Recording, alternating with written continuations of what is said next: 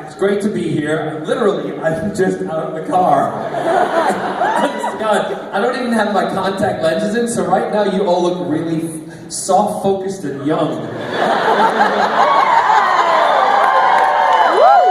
that makes me want to do every one of you.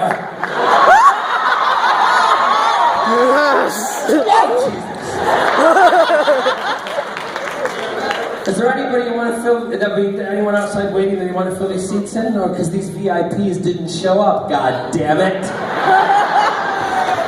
Oh, they're for you. Whoa! You'll take up two, baby. I know that ass. Oh my God, this is so ridiculous. He knows I'm kidding. I know him really well. I'm sure you all do too. Anyway, the questions and stuff, I usually like to go right on to the questions because I feed off of you and you give me energy, and sometimes I cross the line a little bit, but I generally try not to, but I know you like me to. Oh yeah! Look, see these guys here? These are my bodyguards. I'm not kidding you. It's awesome, and it's like because I was on what? They're your bodyguards. No, they're your sex slaves. That's what they are. That's my sister, everybody.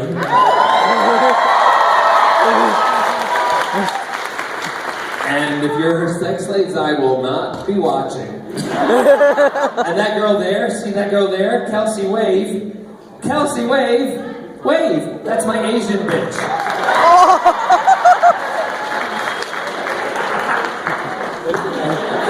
She doesn't speak Mandarin, don't worry. She eats them. Oranges. You've got your sonic screwdriver right up in the air. You are awesome. Show everybody your screwdriver. Go on. Look at that, everyone. No, I've got my bodyguards because did any of you watch me on The Talking Dead? Didn't make a lot of friends, you know. Because of my comment about one particular political lady. Yeah, I got a lot of hate mail. Do I care? No! Because it made me have hot policemen next to me. Yes!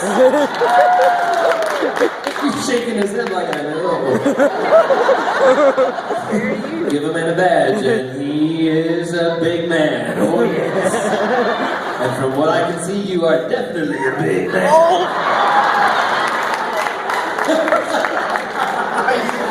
Oh, I love being so slap-happy tired because just shit comes out of my mouth. It's hysterical. Let's go to questions. If anybody, now do we have microphones up here too, or no?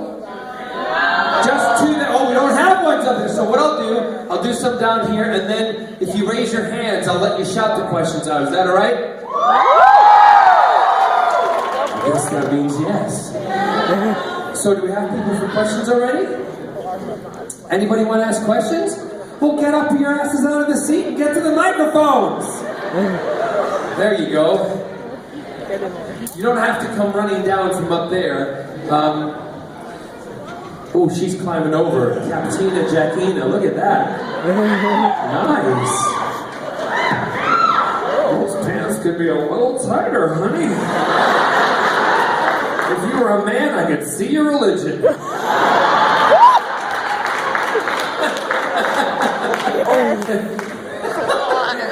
Love it, sexy though. All right, go ahead, yes. Hey John, I saw you in concert in Cardiff a couple of years ago. You were magnificent as always. Thank you. Your ears, of course. That was awesome. Thank you. Just had a quick musical question. What is your favorite musical to listen to or song? And what is your favorite song in a musical to sing? I don't ever answer favorite questions because once I say what that is, that's me stuck. And people go, well, you can't change your mind because you said in Raleigh, Durham, North Carolina that your favorite was no. So, it depends on the kind of mood I'm in. For instance, when I was filming Doctor Who and I was traveling and commuting from...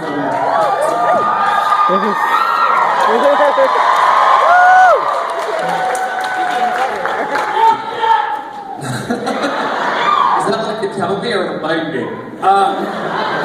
The thing that I used to, when I would commute from Cardiff, before Scott and I bought a place in Cardiff, back to our house in London, I used to put on Wicked was the new musical at the time, and I used to put the score of Wicked on because it got me from the studio all the way to my front door twice, to play through twice. And I used to love listening to the.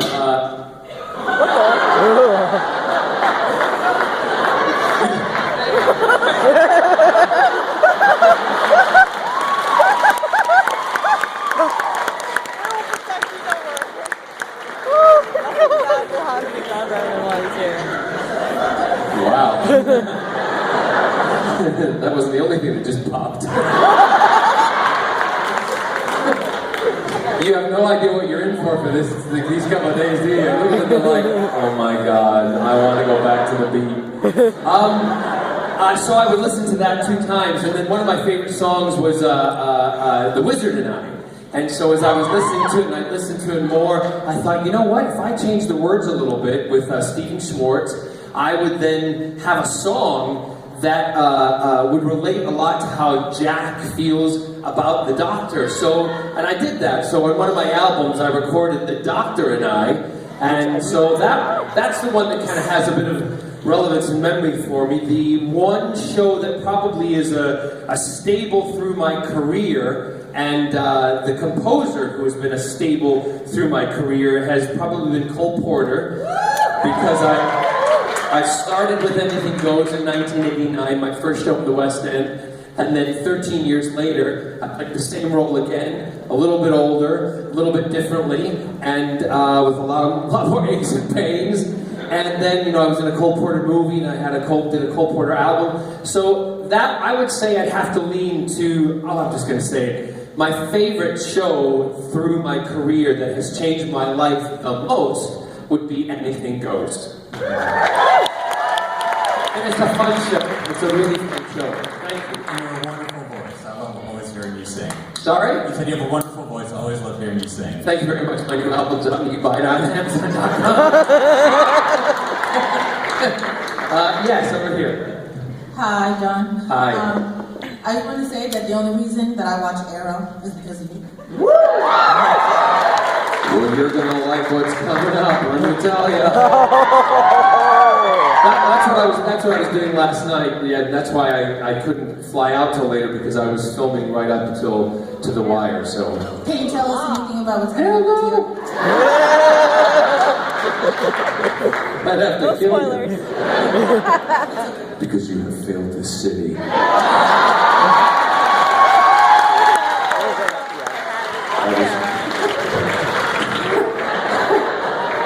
That was my Stephen Amell voice. But when I do it, I have to do this too. I love working opposite him, let me tell you. Oh, it's wonderful. Especially when he's laying down on the table in the makeup trailer and he's getting all the scarring done and he's only got a little thing covering him. I always seem to be in the trailer at that time. And I love it when he says to me, Barrowman, come talk to me. And I'm like, yeah, no problem. I try my hardest to focus on his eyes. I never do it. Yes. Since you're on this jet-lag high, can we hear your Scottish accent?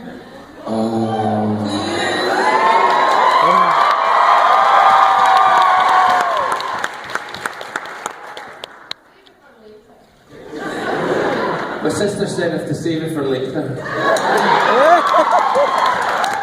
No, I think I don't mind doing this. Well, I love doing the Scottish, talking with the Scottish accent with other Scottish people. But when I was a kid, people used to make. When I first moved to America, kids would make fun of the way I spoke like this. So I decided to speak American to Americans all the time, and that's why I don't speak Scottish to any of you Americans, because you made fun of me when I was a wee boy. It's so sexy, isn't it? But it's not for you because you don't have a pee-pee.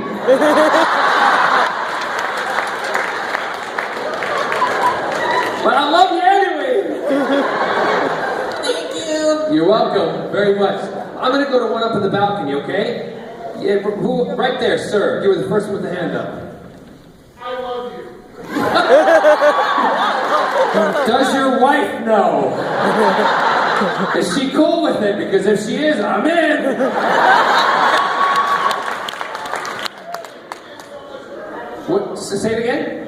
You being in so much of the cult shows, and now with the Marvel DC universe exploding on cinema, what hero or villain would you love to play in any movie coming out? You can replace anyone too.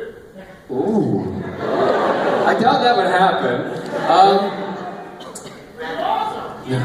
Batman. No. Catwoman.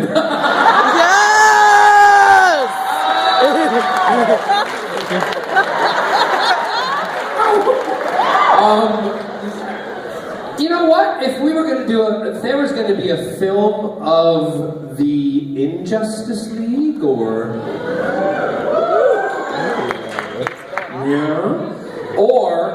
the League of Assassins, I really would love to play Malcolm Merlin on the big screen. The other thing that I'd love to do is if I'm still in physical condition and able to do it. I seriously, because he changed my life, I would love to play Captain Jack again. I really would.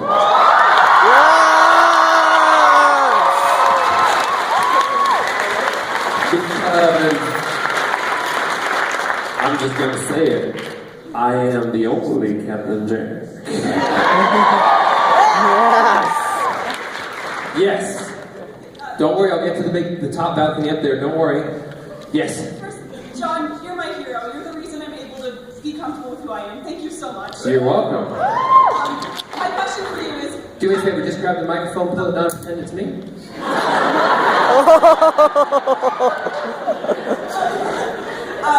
Captain Jack has kissed a lot of characters on Doctor Who. What was your favorite kiss that you had as Captain Jack? Who's your favorite character that you kissed? That's gonna get me in a hell of a lot of trouble. Because actually today I have kissed a lot of people, both male and female, and for me, it all worked, right? Some more than others. I have to say the one that I enjoyed kissing consistently, wasn't on Doctor Who, but was Yanto on just because I love their relationship and what they did. And for those of you who are Captain John fans, I also enjoyed kissing James Marsters, even if his girlfriend did get a little bit jealous. Go up to the top of the balcony. Yes, right there. Hand up. Okay, tell us a story about your first date.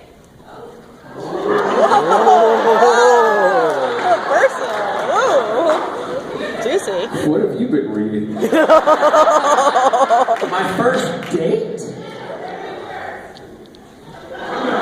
gonna go back in time here in a second. Well, my first date was with a girl that, honestly, I can't even remember it. That's why I wanted it to be her brother, not her. I don't remember my first date, because really it wasn't, I didn't go out on dates when I was in high school to snog and to play baseball, if you know what I'm saying. Go to first base and all that stuff. I went out because all the other guys were doing it, and I really just didn't want to tell who I really was to people, because I was having such a great time in high school and at school. I kept myself to myself. I dated the girls. Most of the girls that I dated knew that I was not interested, so we had a great time, right? And but yeah, there was. I remember one that I wanted to go to a dance with her, and because, and this is really gonna sound really, kind of, what do you call it? Not selfish, but no, not devious. No, I didn't want anything from her. Don't worry. But I wanted to take her to the dance because she was very pretty, right? And I thought, well, she'd look really good next to me. And I know she dresses really well, so in my suit, I'll look good, she'll look good, we'll be cool and perfect! And so, little did I know. So I went to, before I could even go out with her, or ask her on the date, I had to go have dinner with her parents. So I go to the dinner to sit with the parents and talk. Now my other best friend, a girl named Stacy Simmons, and she was one of those girls that I would go out with and stuff, but she clearly knew we had a great time and we had a blast together. But Stacy's family was a big real estate family, as was this other girl's family, right? So I went over and they knew that I was really good friends with Stacy's family. And I went over to this other girl's house, sat down to have dinner, and do you know the parents, the father was the head of the real estate company, just drilled me and grilled, not drilled me, sorry.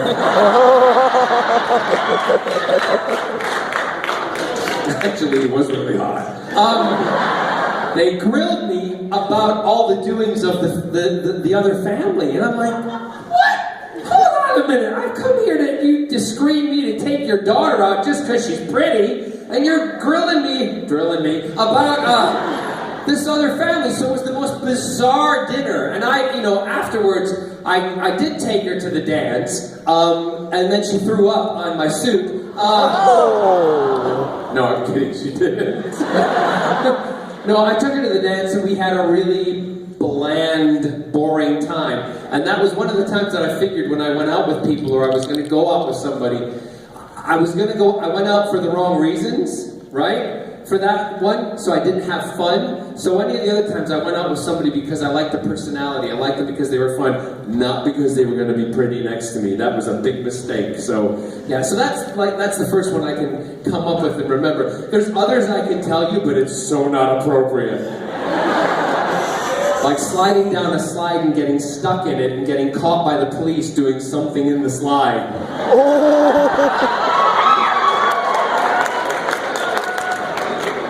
I'll leave that up to your imagination and your fan fiction. And all of you who are under 16 and gonna date, don't go in slides. You do by yourself, that's good though, son. You just keep doing it by yourself for a long time. I'm sure your mom and dad will agree, right? Sure.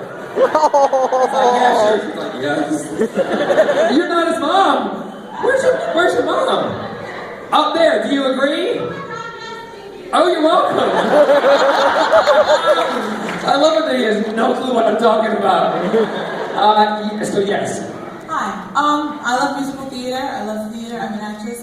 I love you. Are you doing anything? I know you're really busy with Arrow, but will you be doing anything in the near-ish future? Musical theater? Every Christmas, I'm filming up until Thanksgiving, and then I'm spending Thanksgiving with my parents, the first Thanksgiving in about 5 or 6 years that I've had at home.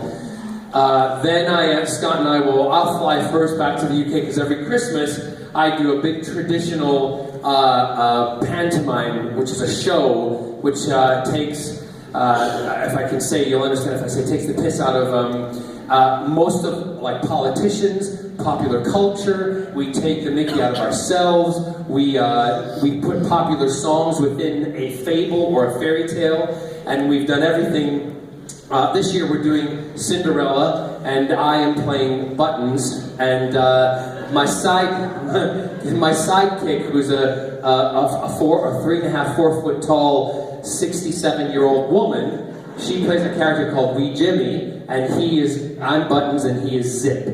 So, and we built this brand of pantomime, this show, we've done it for the last 5 years in Glasgow. We do 2 shows a day, we see 3,000 people in each show, so 6,000 a day, and we run it for 5 weeks, and it is a blast. And if you've never seen one, a lot of Americans, my fans, have come over to see it, and the first show they're like, oh my god, what are we watching here? Because it's just nuts. It's like a show on speed. And when it starts, you're on a roller coaster, but it's great fun and the audience love it. And it's a tradition throughout the United Kingdom, so I go off to do that, and then I'm back on Arrow again. And then I have my concert tour in the UK in April. So I'm doing 29 cities. We've added, I think, 7 more cities because demand is so popular. You know why? Because I'm popular. I'm gonna be popular. Yes, right in the front. I just wanted to say thank you because Captain Jack is how my identity is pansexual. Yep. And just piggybacking off of that, what was your favorite thing about playing Jack? Or that's not a favorite question. Yeah, get off the favorite questions here, all right? The one thing I liked about Captain Jack was the fact that someone like yourself was able to identify with him, even though he was a man. You're a female, you were able to identify with him for who he was. He was somebody who was not apologetic for being himself. And that's how I feel. And that was part of what I like to think that I brought to him. That way of not apologizing. If I like you, I like you. If I like him, I like him. That's the way it is. I can't control how I feel inside, but something is telling me I'm liking this person. And that's exactly what I wanted to get across. The fact that there's hundreds of thousands, millions of people out around this country and around the world that feel exactly the same way because they finally saw somebody on television that represented them. And they were appreciative of it, and in fact, you're saying it's changed your life, and you're not alone. That's what I love about Captain Jack, that he changed a lot of people's lives and allowed them to be themselves.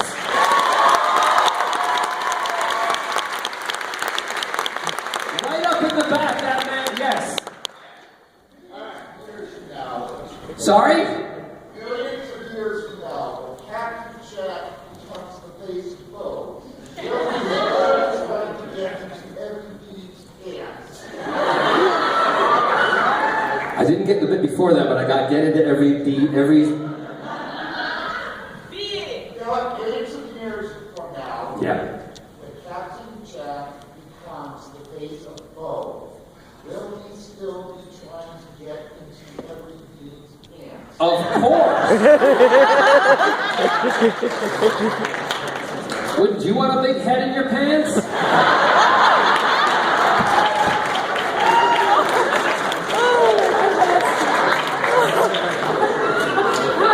I already have one. Yes. Hello, John. Hello.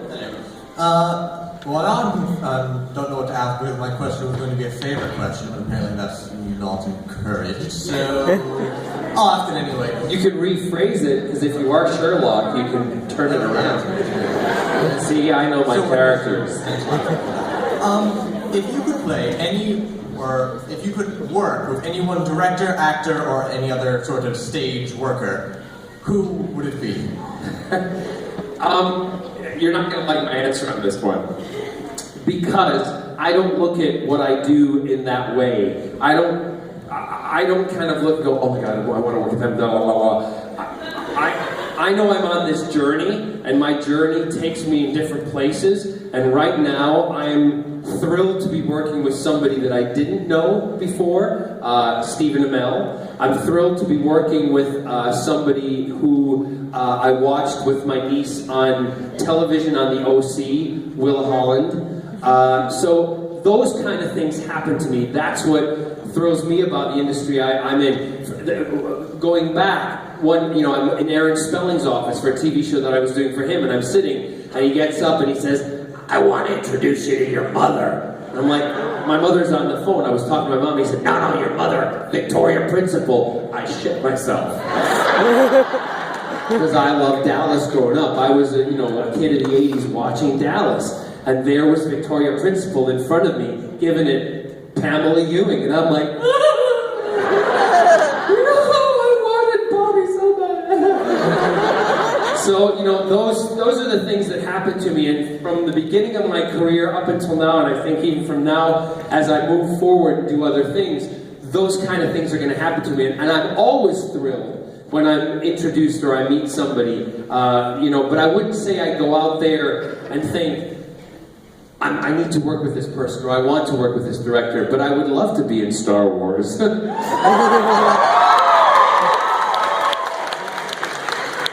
Just saying! Anyway, thank you. Thank you. You're welcome. Let's jump back. Oh, no, go down here first, yes. Hi. Hi. So I participated in Gish was. Misha Collins' scavenger hunt. And I'm sure you've noticed or found out somehow that you were part of an item in this year's hunt. I've been an item before, let me tell you. And I was wondering what you thought about that, and if you've seen any of the duct tape sculptures of your head. Oh yeah, I even signed some. I actually helped make one of them to get the person extra, extra points or so. However, I'm not really sure how it all works with Misha. All I just know is he's my Misha man. Yeah, but the duct tape head thing is amazing. It was quite interesting when somebody puts that on the table and says, "It's you," and I'm like, "Gee, thanks." But yeah, have you made one? No, we didn't get to make one, unfortunately. I really wanted to, but we didn't have time. Oh, okay, too bad. One more quick question. I just more. I'm sorry. I usually ask Brits this when I meet them because they're the only ones who know what I'm talking about. But what's your favorite McFly song?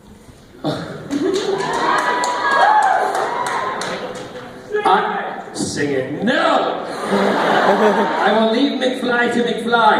I actually, I gotta be honest, I don't know their songs by name, but I do have their greatest hits album, and then, how does it go?